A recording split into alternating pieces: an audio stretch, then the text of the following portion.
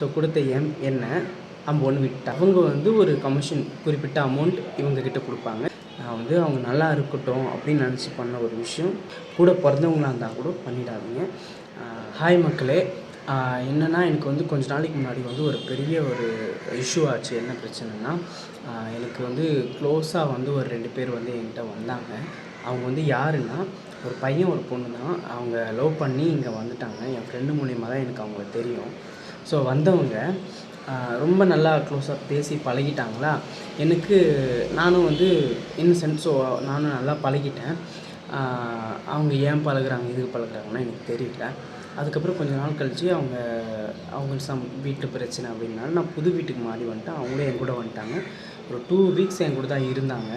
அந்த மாதிரி நேரத்தில் அவங்களுக்கு வந்து வேறு வீட்டுக்கு போகணும் அப்படின்றனால அவங்களுக்கு கிட்ட காசு இல்லை அப்படின்னாங்க. எனக்கும் மென்டலி ப்ரெஷர் இருந்தனால என்ன பண்ணுறதுன்னு எனக்கும் தெரியல. என்கிட்டயும் காசு கிடையாது.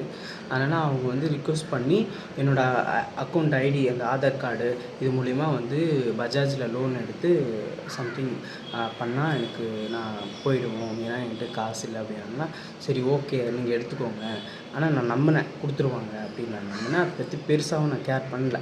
ஓகே பார்த்துக்கலாம் அப்படின்னு நினச்சேன். ஏன்னா இவங்களும் போட்டோம் நல்லா இருக்கட்டும் அப்படின்னு நினச்சேன் நான்.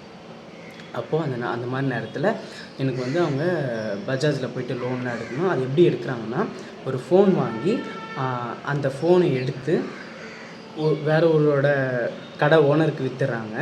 ஸோ அவங்க வந்து ஒரு கமிஷன் குறிப்பிட்ட அமௌண்ட் இவங்கக்கிட்ட கொடுப்பாங்க. இது இவங்களே எடுத்துப்பாங்க. இப்போ நடுவில் ஆதார் கார்டு இந்த டீட்டெயிலெலாம் கொடுத்த அந்த இஎம்ஐ வந்து என் பேரில் எடுத்துருப்பாங்கள்ல. ஸோ கொடுத்த எண்ணை அம்பொன்னு விட்டாங்க. அப்போது அந்த பர்சன் சைட்லேருந்து எந்த ஒரு விஷயமும் எனக்கு வரல. நான் வந்து டெய்லி மெசேஜ் பண்ணுறேன், கால் பண்ணுறேன், எடுக்கவே இல்லை. ஸோ இந்த டீட்டெயிலெலாம் வந்து எனக்கு தெரியாது. இவன் வந்து விற்றுருக்கான் வேறு ஒருத்தருக்கு அப்படின்றதுலாம் எனக்கு தெரியவே தெரியாது. ஸோ அதுக்கப்புறம் வந்து ரொம்ப நாள் கழித்து இது நடக்குது. எனக்கு ரொம்ப டிஸ்டர்ப் ஆகிடுச்சு. இவன் சைட்லேருந்து எதுவுமே வரலன்னு பொண்ணு சைடில் மூவ் பண்ணி பார்த்தேன். அந்த பொண்ணுக்கு ஏதோ பிரச்சனை, எனக்கு தயவு செஞ்சு டிஸ்டர்ப் பண்ணாதீங்க அப்படின்னு அவங்களும் சொல்லிட்டாங்க. எனக்கு என்ன ஆச்சுன்னா, எங்கேயும் இடிக்கிற மாதிரி இருந்துச்சு. எனக்கு இப்போ நான் ஹெல்ப் பண்ணிவிட்டு நான் ரோட்டில் நிற்கிறேன். அந்த டைமில் காசும் இல்லை. அந்த நேரத்தில் என்ன பண்ணுறதுன்னு எனக்கு தெரியல. போச்சு. பஜாஜ்லேருந்து ஃபோன் பண்ணி என்னை அசிங்கமாக கேட்குறானுங்க. ஏன்னா உன்னை யாரையா கொடுக்க சொன்னது அப்படின்னா மாதிரி என்கிட்ட ஃபோனில் பேசினாங்க. நான் இந்த மாதிரி டீட்டெயிலாக சொன்னேன். எனக்கு இது மாதிரி நடந்துச்சுங்க, இந்த மாதிரி ஆச்சுங்க அப்படின்னு சொன்னதுக்கு அவங்க அப்படி பேசிட்டாங்க. எனக்கும் என்ன பண்ணுறதுன்னு தெரியல. அந்த மாதிரி நேரத்தில் நான் யார்கிட்ட போய் கேட்குறதுன்னு தெரியல. அப்போது என்னோடய தம்பி வந்து தமிழ்.